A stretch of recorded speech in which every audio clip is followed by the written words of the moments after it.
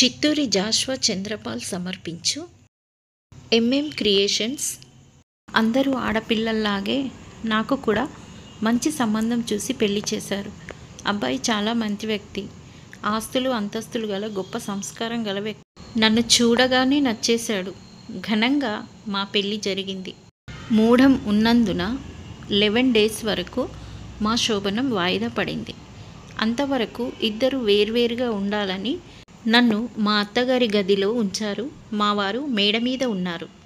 అందరం సంతోషంగా ఉన్న సమయంలో మా వారు అర్జెంటు పని ఉండడం వలన వేరే ఊరు వెళ్ళవలసి వచ్చింది. అందరూ వద్దని చెప్పినా తప్పనిసరిగా వెళ్ళాలి అని చెప్పి వెళ్ళారు. కారు యాక్సిడెంట్ అయ్యి మా వారు మమ్మల్ని అందరినీ విడిచి వెళ్ళిపోయారు. 4 రోజుల పెళ్లి కూతురిని నన్ను విధవరాలిని చేసేశారు. నేనే పాపం చేశాను? ఎందుకు నాకు ఈ శిక్ష? అమ్మవాళ్ళు నన్ను తీసుకొని వెళ్తాము అంటే మా అత్తగారు పంపలేరు. నాలో వాళ్ళ కొడుకును చూస్తున్నారు. చుట్టూ అందరూ ఉన్న ఒంటరితనం. అందరూ మాట్లాడుతున్నా నా మాటలు కరువయ్యాయి. గుర్తు చేసుకోవడానికి భర్తతో ఒక్క తీయని జ్ఞాపకం లేదు. ఎందుకు బ్రతకాలి? ఎవరి కోసం? ఏముంది ఈ ఇంట్లో నాకంటూ? అలా ఒంటరితనం బాధలో 4 నెలలు గడిచాయి. అత్తమ్మ మామయ్య నా గురించి ఆలోచించని రోజు లేదు. ఇలా కొన్ని రోజులు గడిచిపోయాక ఒకరోజు మా అత్తయ్య నా దగ్గరకు వచ్చి, కూతురైనా కొడుకైనా నీవే, నీ గురించి మా బాధంతా. చూడమ్మా, మీ మామయ్య, నేను, మీ అమ్మ నాన్న అందరం కలిసి నీ జీవితాన్ని సరిదిద్దాలనుకుంటున్నాము. నీవు మళ్ళీ ఆనందంగా భర్తతో పిల్లా పాపలతో ఉండాలని మా కోరిక. నీవు సరే అంటే మళ్ళీ పెళ్ళి చేయాలనుకుంటున్నాం. అత్తయ్య, నాకే కోరికలు లేవు, నన్ను ఇలాగే ఒంటరిగా బ్రతకనీయండి అంటూ ఏడుస్తుంది. ఏడవకు తల్లి, మా వల్లే నీ జీవితం ఇలా అయింది. సరిదిద్దే బాధ్యత కూడా మాదే. ఒప్పుకో తల్లి. నన్నెవరు చేసుకుంటారు అత్తమ్మ? అందుకు వాళ్ళ అత్తమ్మ, మళ్ళీ మా ఇంటి కోడలువే అవుతావు అంటుంది. దీప అర్థం కానట్టు చూస్తుంది. నా పెద్ద కొడుకు, మీ బావగారు లైఫ్లో సెటిల్ అయ్యాకే పెళ్లి చేసుకుంటాను, నాకు ఇప్పుడే వద్దు, తమ్ముడికి చేసేయండి అని మీ పెళ్లి జరిపించాడు. నిన్ను వేరే ఇంటికి పంపడం మా ఎవరికి ఇష్టం లేదు. అందుకే నా పెద్ద కొడుకే ఇచ్చి చేస్తున్నాము. కానీ అత్తమ్మ, బావగారికి ఈ పెళ్ళి అని ఏదో అడిగేలోపే నీకు అనుమానం ఏమీ అక్కర్లేదు. నిన్ను పెళ్లి చేసుకోవడానికి మీ బావగారు మనస్ఫూర్తిగా ఒప్పుకున్నారు. అతడి తమ్ముడి భార్యకు జీవితాన్ని ఇవ్వడం వాడి బాధ్యత కూడా. అలా నరేంద్రతో దీప పెళ్లి జరుగుతుంది. నరేంద్ర చాలా ఎత్తు, తెల్లగా, అందంగా ఉంటాడు. దీప అప్సరసలా ఉంటుంది. అందరూ ఇద్దరిని ఈడు జోడు బాగుంది అని దీవించి వెళ్ళిపోయారు. ఇంతకు ముందులా కాకుండా ఈసారి ఫస్ట్ నైట్ 2వ రోజే ఏర్పాటు చేశారు. దీపకి ఏదో తెలియని భయం. గుండె వేగంగా కొట్టుకుంటుంటే పాల గ్లాసుతో నరేంద్ర రూమ్లోనికి అడుగు పెడుతుంది. పాల గ్లాసు నరేంద్రకి ఇచ్చి కాళ్ళు మొక్కుతుంది. దీపని పైకి లేపి, చూడు దీప, ఈ ఇల్లు నీది. ఇక్కడ నీకు నచ్చినట్టు ఉండు. డబ్బు, నగలు ఏది కావాలన్నా అది కొనుక్కో. నచ్చిన చీర కట్టుకో. హ్యాపీగా ఉండు. నన్ను మాత్రం డిస్టర్బ్ చేయకు. నీకు ఆల్రెడీ మమ్మీ చెప్పి ఉంటుంది. నాకు ఒక ప్రాజెక్ట్ వర్క్ ఉంది, అందులో నేను బిజీగా ఉన్నాను.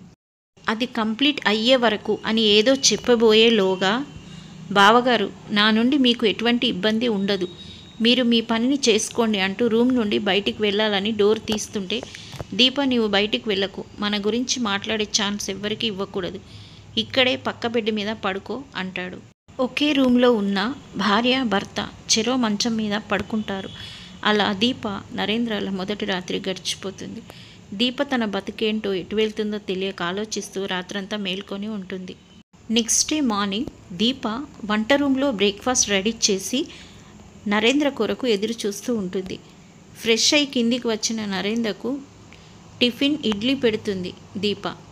నరేంద్ర గట్టిగట్టిగా మమ్మీ మమ్మీ అని అరిచి, నా టిఫిన్ తీసుకురా అంటాడు. క్యారెట్, టమాటా, ఆనియన్, పుదీనా ఆకులు, గ్లాస్ నిండా చిక్కటి పాలు తీసుకొని ఇస్తూ, దీప, వీడు టిఫిన్ తినడు, ఇదిగో ఇవే తింటాడు, తాగుతాడు రోజు మార్నింగ్. రేపటి నుండి నీవే రెడీ చేయాలి అని చెప్తుంది. దీప మౌనంగా సరే అంటుంది. నరేంద్ర టిఫిన్ కంప్లీట్ చేసి, మమ్మీ నేను వెళ్తున్నా అని చెప్పి వెళ్ళిపోతాడు. దీప అలాగే కుర్చీలో కూర్చుండిపోతుంది. అసలు ఈ ఇంట్లో నేనేంటి? తిన్నావా అని అడిగే నాదుడే లేదు. అసలు మాది ఏ బంధం అని ఆలోచిస్తుంది. పైన రూమ్కి వెళ్ళి నరేంద్ర వస్తువులన్నీ నీట్గా సర్ది పెడుతుంది. నరేంద్ర కోసం ఎదురు చూస్తూ ఉంటుంది. నైట్ ఇంటికి వచ్చిన నరేంద్ర తనకు కావలసిన వస్తువు వెతికి దొరకడం లేదు. అసలు నీవెందుకు సదిరావు? నా వస్తువులు నాకు ఎదురుగా పెట్టుకుంటాను, ఇంకెప్పుడు ముట్టకు, నిన్ను నాతో పాటు రూమ్లో ఉండనిచ్చుడే అని ఇంకో మాట చెప్పేలోపే దీప ఏడుస్తూ రూమ్ నుండి బయటికి వచ్చేస్తుంది. హాల్లో సోఫాల రాత్రంతా ఏడుస్తూ పడుకుంటుంది. నరేంద్ర టిఫిన్ తిని వెళ్ళే వరకు వంట రూమ్ నుండి బయటికి రాదు. అతనికి కనబడదు. వెళ్ళినాక అత్తమ్మ దగ్గరికి వెళ్ళి, నేను కింద ఈ చిన్న రూమ్లో ఉండాలనుకుంటున్నా అత్తమ్మ అంటుంది. నీవు ఈ ఇంటి కోడలివి, ఇంత చిన్న రూమ్లో ఎందుకు? పైన నరేంద్రతో ఉండొచ్చు కదా అని అంటుంది. దీప అత్తయ్య కాళ్ళ మీద పడి, పెళ్ళయి ఈ ఇంటికి వచ్చిన నుండి మిమ్మల్ని ఏమీ అడగలేదు, ఇది ఒక్కటి కాదనకండి అని ఏడుస్తుంది. కారణాలు ఏవైనా సరే అంటూ అత్తయ్యను హత్తుకుంటుంది. దీప, ఏడవకు, నేను ఆడదాన్ని, అన్నీ అర్థం చేసుకోగలను, నీకు ఎక్కడ ఉంటే మనశ్శాంతిగా ఉంటుందో అక్కడే ఉండు అంటుంది. ఒకరోజు గుడికి వెళదామని అత్తమ్మ చెప్పడంతో రెడీ అవుతుంది. నరేంద్ర కూడా వాళ్ళతో పాటు అమ్మ మాట కాదనలేక బయలుదేరుతాడు. దీప మౌనంగా కారులో వెనుక సీట్లో కూర్చుంటుంది. అందరూ బయలుదేరుతారు. గుడి దగ్గర వీళ్ళకంటే ముందుగానే దీప ఫ్యామిలీ కూడా వచ్చి ఉంటుంది. కార్ దిగి నడుచుకుంటూ పైకి వెళ్ళాలి. అడవిలో ఉంటుంది గుడి. అందరూ నడుచుకుంటూ పైకి వెళ్తుంటారు. పైకి వెళ్ళినాక దీప నడవడం వాళ్ళ అమ్మ చూసి దీప దీప అని అరుస్తుంది. అందరూ దీప దగ్గరికి వచ్చి ఏమైంది అని అడుగుతారు. దీప అడుగులు రక్తంతో ఉంటవి. వాళ్ళమ్మ దీపని ఒక దగ్గర కూర్చోబెట్టి కాళ్ళు చూస్తుంది. కాలు కట్టయి ఉంటుంది. దీప చలనం, నొప్పి, బాధ ఏమీ అనకుండా మౌనంగా కూర్చుంటుంది. వెంటనే కర్చీప్ తీసి కాలుకు కట్టుకడుతుంది. నరేంద్ర వెనుకకు వచ్చి చూసి ఏ చలనం లేకుండా మౌనంగా కూర్చున్న దీపను చూసి తనని ఎత్తుకొని కారులో కూర్చోబెట్టి అందరూ ఇంటికి బయలుదేరుతారు. దీప కారు దిగి మెల్లగా తన రూమ్లోనికి వెళ్ళి మంచంపై పడుకుంటుంది. వాళ్ళ అమ్మ ఏడుస్తూ వచ్చి దీపని లేపి, ఏమైంది, ఏం జరుగుతుంది, మీరిద్దరూ మాట్లాడుకోవడం ఒక్కసారి కూడా నేను చూడలేదు, నీవెందుకు ఇక్కడ ఈ గదిలో ఉంటున్నావు అని అడుగుతుంది. దీప ఏమీ మాట్లాడకుండా కన్నీళ్లు కారుస్తూ అమ్మని హత్తుకుంటుంది. ఇంతలో వాళ్ళ అత్తమ్మ వచ్చి దీప వాళ్ళ అమ్మని తీసుకొని గది నుండి తన రూమ్కి తీసుకువెళ్ళి జరుగుతున్నది మొత్తం చెప్తుంది. వాడు మారుతాడు, కొంచెం టైం పడుతుంది వదిన అని నచ్చజెప్పి పంపిస్తుంది. ఇలా దీప కింది గదిలో, నరేంద్ర పై గదిలో మాట్లాడుకోకుండా ఉంటారు.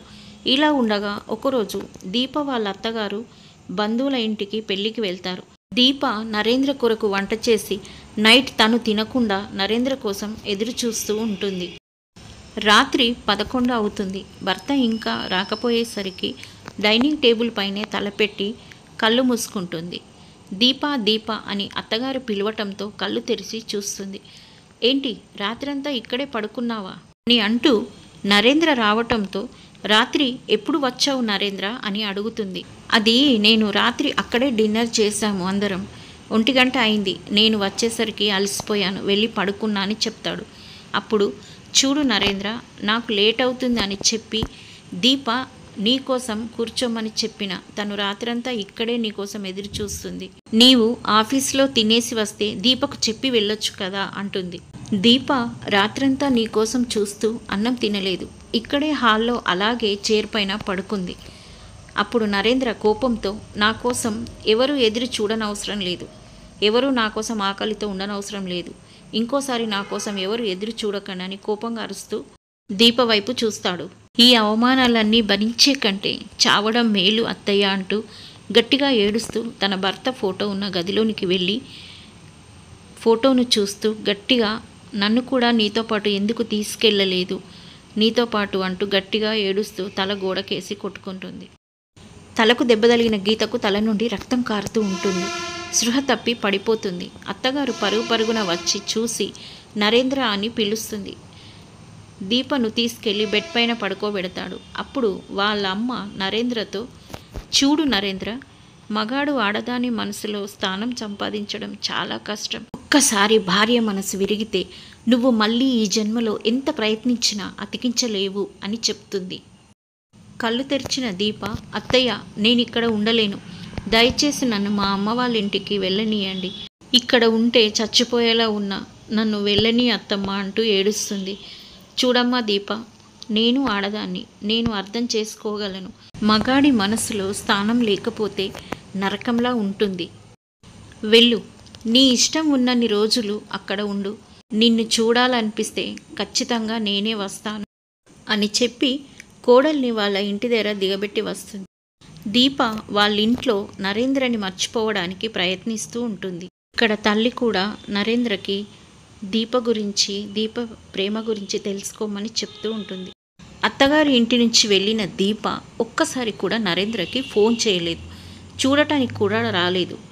తల్లి మాటలు నరేంద్రలో కొంచెం మార్పు తీసుకొచ్చాయి. నరేంద్ర దీప గురించి ఆలోచించడం మొదలెట్టాడు. దీప ఇంట్లో ఉన్నప్పుడు, దీప ఇంట్లో లేనప్పుడు తేడా ఏమిటో నరేంద్రకు తెలిసి వచ్చింది. నరేంద్ర తన ఫోన్ తీసుకొని దీపకి ఫోన్ చేస్తాడు. ఎన్నిసార్లు చేసినా దీప ఫోన్ లిఫ్ట్ చేయది. మెసేజ్ చేస్తాడు, లిఫ్ట్ మీ మై కాల్ అని. ఇక తప్పదు అన్నట్టు లిఫ్ట్ చేస్తుంది. అప్పుడు దీప, ఎందుకు నా ఫోన్ లిఫ్ట్ చేయట్లేదు అంటాడు. నేను కొంచెం బిజీ, మళ్ళీ చేస్తా అని పెట్టేస్తుంది. 2-3 అవర్స్ అయినా దీప ఫోన్ చేయకపోయేసరికి నరేంద్ర మళ్ళీ దీపకి ఫోన్ చేస్తాడు. ఈసారి దీప వాళ్ళ అమ్మ ఫోన్ లిఫ్ట్ చేసి దీప పడుకుంది అని చెప్పి కట్ చేస్తుంది. తర్వాత కూడా ఎన్నిసార్లు ఫోన్ చేసినా దీప మాట్లాడకపోయేసరికి నరేంద్రకి కోపం వస్తుంది. ఫోన్ చేయడం ఆపేసి డైరెక్ట్గా ఇంటికి వచ్చేస్తాడు. నరేంద్రని చూసి అందరు షాక్ అవుతారు. అప్పుడు నరేంద్రకి వాళ్ళ అత్తయ్య వంట చేసి భోజనం పెడుతుంది. భోజనం తిన్న తర్వాత, అత్తయ్య మేము వెళ్తాము అంటాడు. దీప, నేను రాను, ఇక్కడే ఉంటా అంటుంది. నీ ఇల్లు ఇక్కడ కాదు, అది నీ ఇల్లు అని చెప్పి బలవంతంగా చేయి పట్టుకొని కారెక్కించుకొని తీసుకొని వెళ్తాడు. ఇంటికి వచ్చిన దీప కింద తన రూమ్లోకి వెళ్ళబోతుంటే, ఇంకోసారి కింద ఉన్నానన్నావంటే చంపేస్తా, గది పైన నాతో పాటే తన రూమ్లోనికి తీసుకెళ్తాడు. ఇదంతా చూస్తున్న దీప వాళ్ళ అత్తమ్మ కళ్ళల్లో నీళ్లు తిరుగుతాయి. కొడుకులో వచ్చిన మార్పుకు సంతోషపడుతుంది. దీపని పైన రూమ్కి తీసుకెళ్ళి, నువ్వు ఇక్కడ నాతో పాటే ఉండాలి. చూడు దీప, నువ్వు నన్ను వదిలేసి వెళ్ళినప్పటి నుంచి నీ గురించి ఆలోచించడం మొదలుపెట్టాను. ఒంటరిగా ఈ రూమ్లో ఉండలేకపోతున్నా, నన్ను వదిలిపెట్టి కిందికి వెళ్ళకు అంటాడు. దీప కళ్ళల్లో నీళ్లు తిరుగుతాయి, కూర్చుండిపోతుంది. నెక్స్ట్ డే డ్యూటీకి వెళ్ళిన నరేంద్ర ఆఫీస్ నుండి వాళ్ళ అమ్మకి ఫోన్ చేస్తాడు. అమ్మ, నాకు ఆఫీస్ పని మీద వారం రోజులు ఊరెళ్ళాలి, నువ్వు ఒప్పుకుంటే దీపని కూడా తీసుకెళ్దాం అనుకుంటున్నా అని అంటాడు. అందుకు నరేంద్ర వాళ్ళ అమ్మ, ఈ మాట ఎప్పుడు అంటావా అని అందరం ఎదురు చూస్తున్నాం, చాలా సంతోషం, వెళ్ళి రండి అంటుంది. నరేంద్ర దీపకి ఫోన్ చేసి, వారం రోజులు టూర్ వెళ్తున్నా, లగేజ్ ప్యాక్ చేసి పెట్టు అని చెప్తాడు. సరే, నా ఒక్కడిది కాదు, మన ఇద్దరిది ప్యాక్ చేయమని చెప్తాడు. నేను రాను అంటుంది. ఎలా రావు, నేను చూస్తాను అని చెప్పి వచ్చి దీప లగేజ్ కూడా ప్యాక్ చేస్తాడు. దీప ఏడుస్తూ, అక్కడికి వచ్చి కూడా నేను ఒంటరిగా ఉండాలా, ఇక్కడ నాకు అత్తమ్మ తోడుగా ఉంటుంది, నేను రాను అంటుంది. అప్పుడు వాళ్ళ అత్తమ్మ రూమ్లోనికి వచ్చి, వాడు రమ్మన్నప్పుడు వెళ్ళు దీప, ఇక్కడ ఒంటరిగా ఏం చేస్తావు, ఒక్కదానివి అలా బయటికి వెళ్ళిరా వాడితో అని చెప్పి, అత్తమ్మ మాట కాదనకుండా సరే అత్తమ్మ వెళ్తా అని చెప్పి రెడీ అయిపోతుంది. అలా దీప నరేంద్రాలు మొదటిసారిగా కలిసి టూర్కి బయలుదేరుతారు. దీప మొహమాటంగానే కూర్చుంటుంది. నరేంద్ర ఒక మాట మాట్లాడిస్తూ నవ్విస్తూ ఉంటాడు. ముందుగానే ప్రిపేర్ చేసుకున్నట్టు నరేంద్ర హోటల్ రూమ్కి తీసుకొని వెళ్తాడు. అక్కడ ఫ్రెష్ అప్ అయిన తర్వాత ఇక్కడ కూడా కోపం చేస్తాడేమో అని దీప భయపడుతూ ఉంటుంది. సోఫాలో కూర్చున్న దీప దగ్గరికి నరేంద్ర వెళ్ళి మోకాళ్ళపై తన ముందర కూర్చొని, నన్ను క్షమించు, నేను చాలా బాధ పెట్టాను అంటూ చేతిలో నుండి కవర్ తీసి తనకు ఇస్తాడు. దీనికోసమే నేను ఇంత కష్టపడింది అని చెప్తాడు.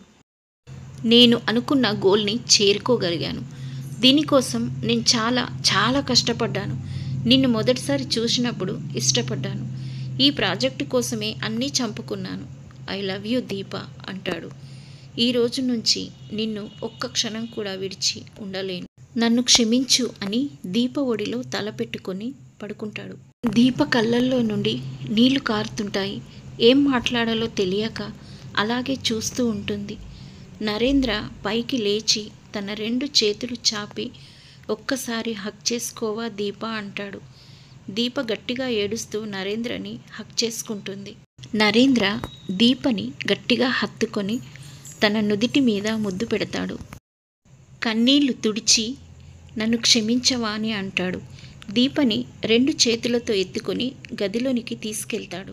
మంచంపై కూర్చోబెట్టి, పిచ్చిదానా, ఈ రోజు కోసం నేను ఎంతగా ఎదురు చూశానో తెలుసా అంటూ మల్లెపూలు తీసి తన తలలో పెడతాడు. దీప అతని 2 చేతులు పట్టుకొని ముద్దు పెట్టుకుంటుంది. ఇక ఆలస్యం చెయ్యను, నా భార్య నా సొంతం అంటూ దీపని పడుకోబెడతాడు.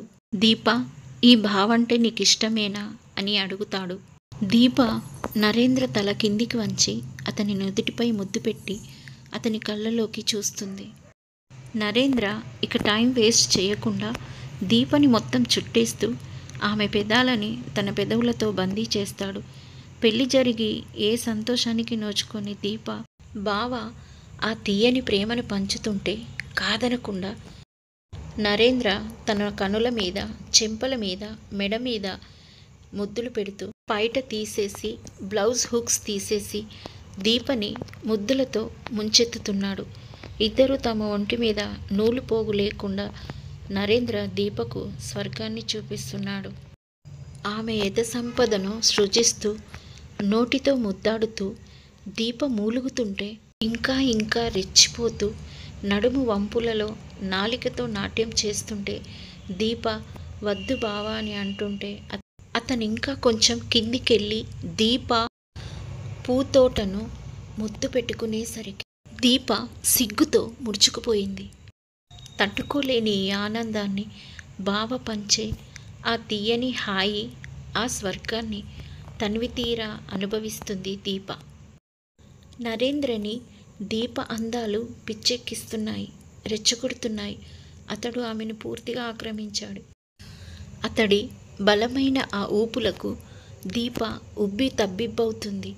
అతని తలని తన గుండెలకేసి అదిమిపట్టి తన కౌగిలిలో బందీని చేసింది. నరేంద్ర దీప పెదాలు ముద్దాడుతూ ఒళ్ళంతా ముద్దులు పెడుతూ తన బొడ్డు మీద సున్నితమైన లేత పంటిగాట్లు పెడుతుంటే ఆ సుఖానికి దీప మైకం కమ్మి బావని ఇంకా గట్టిగా హత్తుకుంటే అలా ఇద్దరు స్వర్గలోకంలో తేలియాడుతూ నరేంద్ర దీపకు స్వర్గపు అంచులని చూపించి ఇద్దరు అలసి సొలసి దీప ఎదపైన తలపెట్టి నిద్రపోయాడు. అలా వీళ్ళ జీవితం సంతోషంగా ప్రతిరోజు స్వర్గాన్ని చూస్తూ ఆనందంగా ప్రేమగా గడిచిపోతుంది. ఇప్పుడు వీళ్ళకి 2 పిల్లలు, నరేంద్ర, దీప. ఇద్దరికి ఇప్పటికీ ఒకరికి ఒకరంటే అదే ప్రేమ. వాళ్ళు ఇలాగే సంతోషంగా ఉండాలని కోరుకుందాం. Please like, share, subscribe my channel.